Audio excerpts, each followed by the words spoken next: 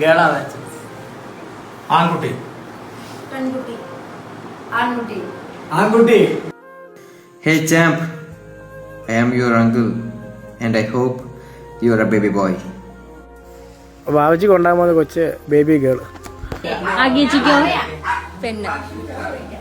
അമലിനും ജോസ്മിക്കും എൻ്റെ ഒരു പ്രഡിക്ഷൻ ആൺകുട്ടിയായിരിക്കും.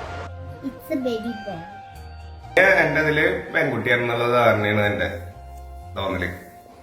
അമലിനും ജോസ്മിക്കും എന്റെ അഭിപ്രായത്തില് ബേബി ബോയ്.